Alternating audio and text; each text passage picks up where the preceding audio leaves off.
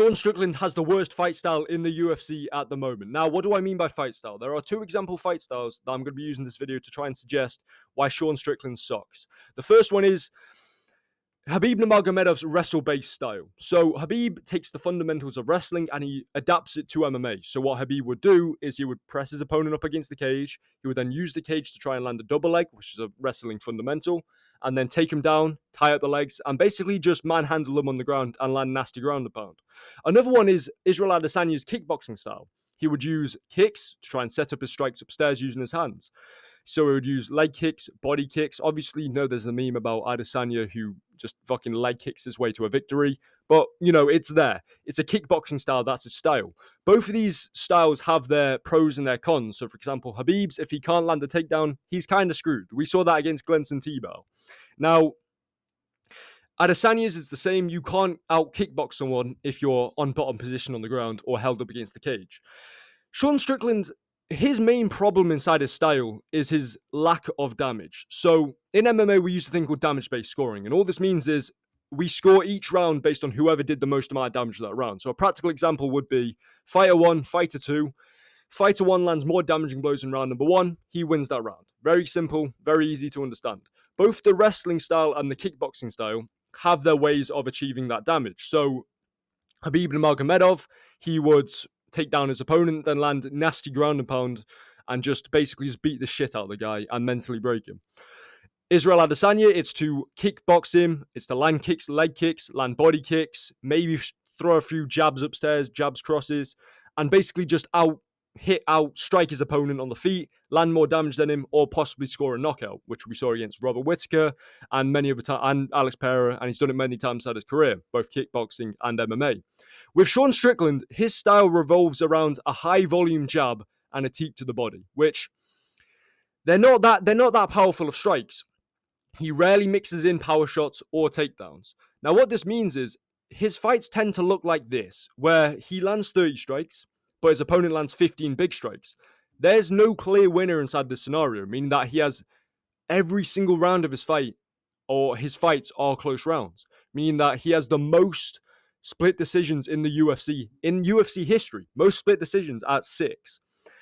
Because every single round he fights doesn't really have a clear winner, or if it does, it's close. So, for example, that Costa fight, although, you know, everyone says, well, Costa clearly won. Strickland clearly won. Costa did not clearly win.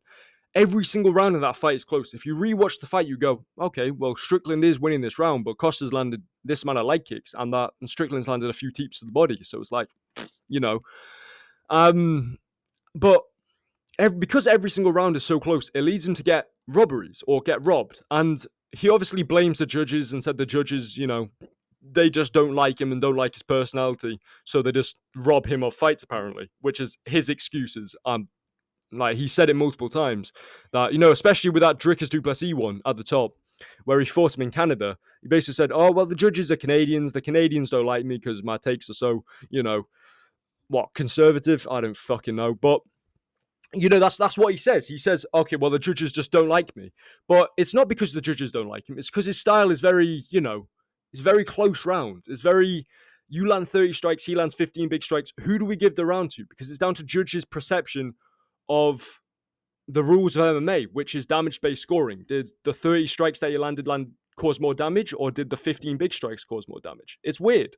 And this means I can only win close fights against high, you know, top tier opponents or someone who isn't his level. So when he's going against guys who are nowhere near his level, he can win very clearly. But when he's going against fighters who are, you know, of that level or that top tier, it's very close fights. So a 48-47 decision against Nasruddin Imavov, a closer than you think the split decision against Paulo Costa, and a split decision against Jack Hermansson. So they're very close fights every single round because his style sucks. On top of that, it's very boring. You know what I mean? It's very, very boring. So obviously the Dricus du Plessis fight, the first fight was fun because it was so close. The Adesanya fight was all right, but it's mainly fun. What made it good at the time was Adesanya, who was a minus 700 favorite coming against Strickland, who was on short notice.